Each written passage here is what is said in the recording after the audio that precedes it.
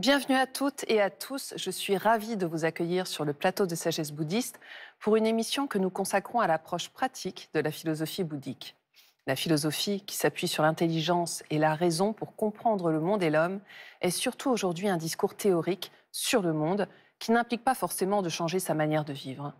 Dans l'Antiquité, au contraire, les philosophes étaient aussi des maîtres à vivre et leur philosophie se voulait pratique. Le bouddhisme propose une démarche qui est plus proche de celle des philosophes antiques que des philosophes modernes, mais il ne s'appuie pas seulement sur la raison et l'intelligence. Elle doit entraîner une nouvelle manière de vivre. En quoi peut consister alors l'approche philosophique du bouddhisme de manière générale? Peut-on parler de philosophie pratique? Comment, concrètement, cela se traduit-il? J'ai le grand plaisir d'accueillir, pour en parler, Sandy Hinzelin. Sandy, bonjour. Bonjour. Alors, vous êtes bouddhiste, vous êtes également docteur en philosophie, chercheuse associée au FIER, ce qui signifie philosophie et rationalité, je crois. C'est ça. Et vous êtes aussi à la tête d'un organisme de formation. Oui. Merci beaucoup d'être avec nous aujourd'hui. Merci pour votre invitation. Alors, tout d'abord, j'ai envie de vous demander, Sandy, est-ce qu'on peut parler de philosophie dans le bouddhisme? Oui. En tout cas, de la manière dont on l'entend en Occident. Oui, c'est vrai que c'est une question qu'on pose souvent. On se demande le bouddhisme, philosophie ou religion. Et c'est une question finalement qui est assez complexe parce que philosophie ou même religion, on va rester avec le terme de philosophie ici, donc c'est un mot français. Et on n'a pas un exact équivalent en sanskrit. Donc, ce que nous, on entend par philosophie, on n'a pas l'équivalent strict en Inde, pour commencer en Inde, parce qu'après, le bouddhisme, bien sûr, c'est diffusé dans d'autres pays. On va raisonner sur le sanskrit. Donc ça, c'est une première difficulté. La deuxième difficulté, c'est que le bouddhisme, c'est très, très vaste. Donc, il y a peut-être certains textes du bouddhisme ou certaines pratiques, on aura l'impression que c'est anti-philosophique, et d'autres, au contraire, ça ressemble beaucoup à ce qu'on se représente au niveau de la philosophie. Et la troisième difficulté, c'est que même la philosophie chez nous n'est pas forcément abordée de la même manière. Donc ça fait, d'où la complexité. Oui, voilà, d'où la complexité de la question. Mais pour rester très basique, la philosophie, comme vous l'avez dit, je suis rattachée au laboratoire qui s'appelle Philosophie et Rationalité, au pluriel. Donc la philosophie se caractérise par la rationalité. Et là, je crois qu'on peut dire oui, le bouddhisme propose une certaine rationalité, on va dire une certaine théorie cohérente du monde. Donc pour moi, la réponse est oui. Alors, est-ce qu'on peut faire un petit état des lieux, justement, de l'approche philosophique du bouddhisme de manière générale, à la fois dans les centres et peut-être dans les universités? Oui, alors effectivement, aujourd'hui, si on s'intéresse au bouddhisme, il y a peut-être trois moyens pour toute personne intéressée, qui voudrait en savoir plus. Donc, il y a les centres, effectivement. Il y a la littérature qu'on peut trouver dans n'importe quelle librairie ou en bibliothèque. Et puis, l'université. Alors, pour ce qui est de l'université, ça reste quand même... il y a une majorité, on va dire, d'études plutôt philologiques, pas trop philosophiques. Pourquoi? Parce que pour pouvoir parler du bouddhisme de manière philosophique, il faut déjà avoir des bases philologiques. Alors, rappelez-nous ce que sont les bases philologiques. Qu'est-ce que la philologie? Connaître la langue des textes. Si on n'a pas des bases en sanskrit, en tibétain, en japonais, en chinois, en fonction du texte que vous voulez étudier, c'est vrai que le risque, c'est d'avoir peut-être une interprétation trop personnelle ou de faire des approximations, des contresens. Donc c'est pour ça que c'est important d'avoir de bonnes bases au niveau de la langue, de l'histoire, du contexte historique, aussi connaître le contexte dans lequel a évolué une pensée, parce que forcément, il y a certains interlocuteurs. Donc c'est ça la philologie de façon très large. Et déjà, pour avoir cette base-là, ça demande du temps. C'est une vraie formation. Donc, si en plus on veut rajouter un regard philosophique, vous voyez, au niveau du parcours, voilà pourquoi c'est à dominante philologique à l'université. Mais il y a quand même quelques personnes aussi qui abordent les textes de manière philosophique. Et donc là, c'est assez varié. Tout le monde n'aborde pas les textes de la même manière. Et après, dans les centres, généralement, c'est quand même une approche qu'on qualifie de traditionnelle, parce qu'il y a encore une transmission orale aujourd'hui. Donc on se base beaucoup sur cette tradition, ce qui est tout à fait normal. D'ailleurs, à l'université, pour la plupart, on s'appuie aussi là-dessus. Et ça se rapproche quelque part, on va dire, d'une approche philologique, justement. Mais est-ce qu'on peut quand même parler de philosophie pratique?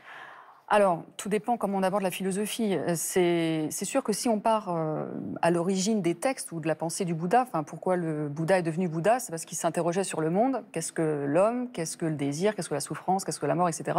Et il a apporté une réponse pratique. Donc, originellement, le bouddhisme n'est pas là juste pour proposer une théorie purement spéculative. Il y a vraiment un désir de transformation profonde de notre rapport à nous-mêmes et au monde. Donc, normalement, cette rationalité, qui est caractéristique de la philosophie, elle doit avoir un impact pratique. Donc, pour moi, la réponse, de nouveau, est oui, le bouddhisme est une philosophie pratique, mais après, si on est dans les études universitaires, c'est pas toujours abordé de cette manière-là. Tout le monde ne va pas définir forcément la philosophie comme ça. Alors, on verra justement, vous, comment vous l'abordez. Oui. Mais avant, j'aimerais savoir comment vous en êtes arrivé là. Quel est votre parcours, Sandy? Alors, avant d'arriver là, donc moi je suis économiste de formation, économie du développement, mais à un moment donné, quand je suis arrivée à la fin de mon cursus, on va dire qu'il y avait une crise de sens. Finalement, tout ça, pourquoi?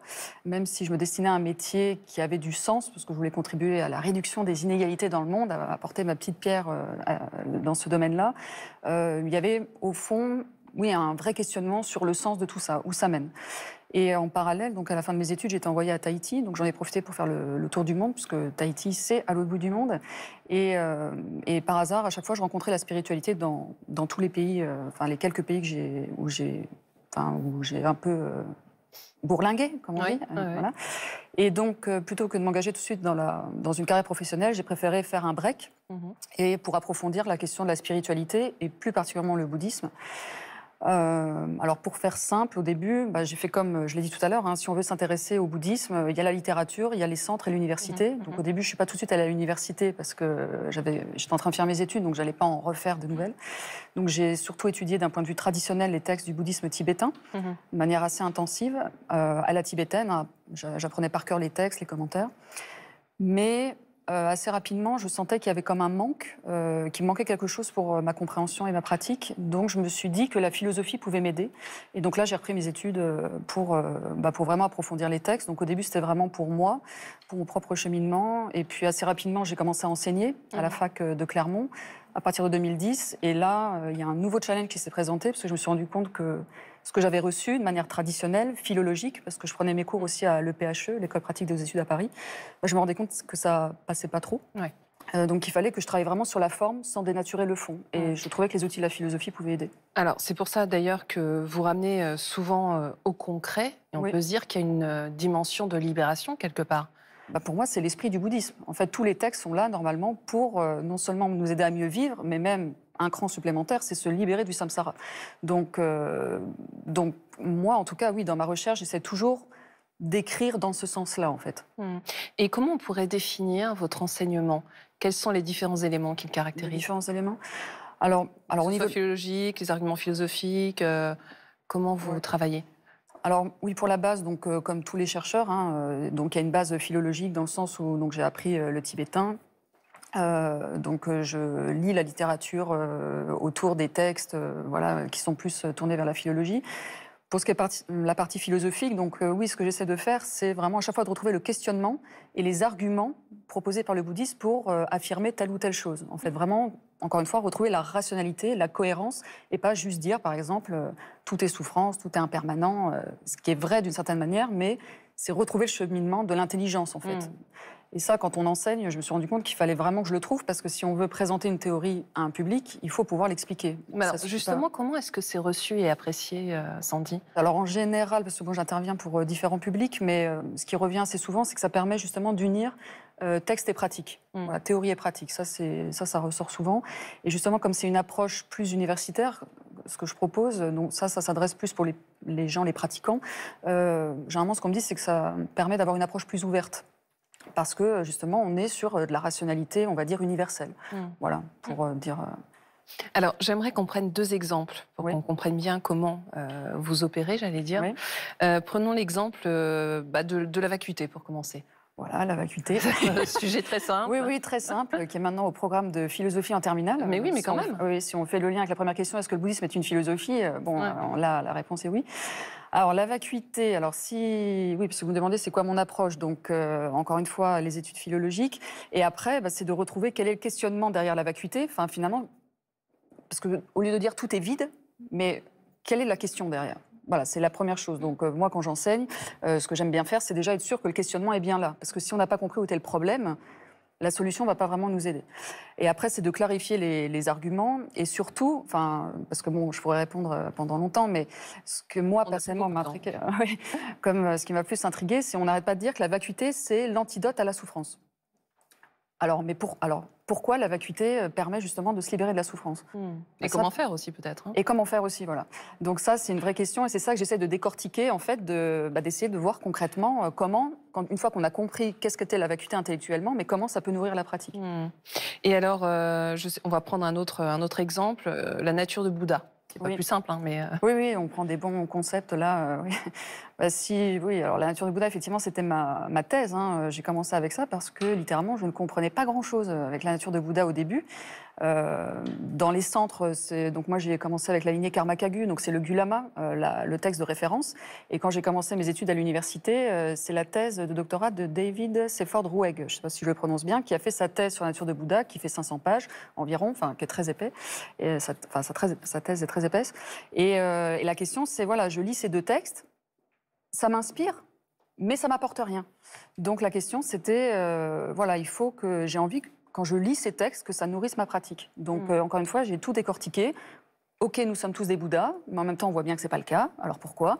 Donc c'est vraiment décortiquer la perception ordinaire. Qu'est-ce qui fait que je ne reconnais pas ma véritable nature? Et après aussi de mieux comprendre qu'est-ce qu'on entend par l'éveil. Et alors là, dans le livre, enfin dans ma thèse, à chaque fois, il y a une approche différente en fonction de la phase qui est étudiée, enfin en fonction du sujet étudié. Mais alors donc du coup, il y a vraiment les deux modes de transmission, c'est très important, hein, écrit et oral. Alors jusqu'à maintenant, alors ça c'est très personnel, hein, je me rends compte, je ne l'ai pas fait exprès, mais que dans les livres, j'essaye vraiment d'être aussi exhaustif que possible en termes... Enfin, ils sont assez pédagogiques, j'essaie vraiment d'écrire de façon, on va dire, pédagogique avec les sources, parce que pour moi c'est important aussi que le lecteur puisse bien différencier ce qui vient des textes traditionnels et qu'est-ce qui vient de moi, enfin de ma réflexion en fait. Je considère que ma réflexion elle est universelle, elle est argumentée, mais voilà, après c'est au lecteur de faire son chemin aussi et de voir enfin, qui dit quoi, voilà, on va dire ça comme ça.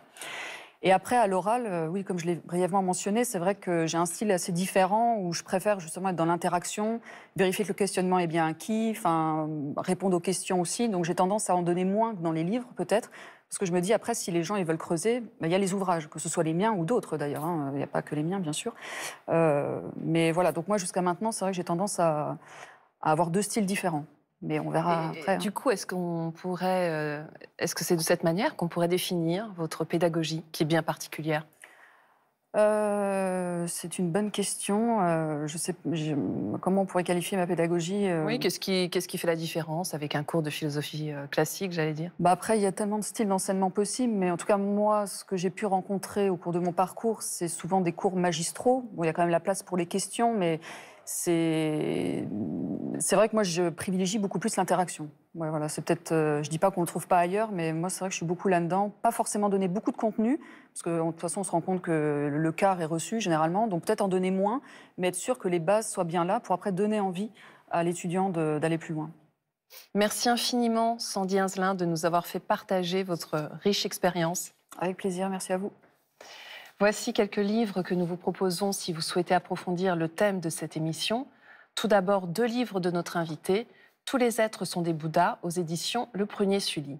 Cet ouvrage s'appuie sur une traduction du tibétain du traité qui montre la nature de Bouddha, écrit par le 3e Karmapa, Rongjung Dorje, maître tibétain de la lignée Kagyu, qui présente de façon concise la nature de Bouddha et donne que quelques éléments pour l'appréhender. Je précise que cet ouvrage est désormais disponible en anglais aux éditions Rapsel. Ainsi que les 12 lois du karma de Sandy Hinzelin, donc, et Anaka, publié aux éditions Jouvence. Cet ouvrage original présente les 12 lois du karma selon les principes du bouddhisme tibétain et yogi. Cette approche traditionnelle et moderne du karma permet de saisir le sens profond de cette notion et de modifier notre rapport à nous-mêmes et au monde. Et enfin, Bouddhisme et philosophie de Françoise Bonnardel, aux éditions L'Harmattan. Cet essai propose une confrontation entre les enseignements bouddhiques et la tradition philosophique occidentale. L'auteur explore avec une grande érudition les différents termes et concepts de ces deux approches, en mettant en lumière ce qui les sépare, mais aussi ce qui les rapproche. C'est la fin de cette émission. Vous pouvez la retrouver pendant 1 mois sur la plateforme France.tv. Nous vous souhaitons une très, très belle semaine.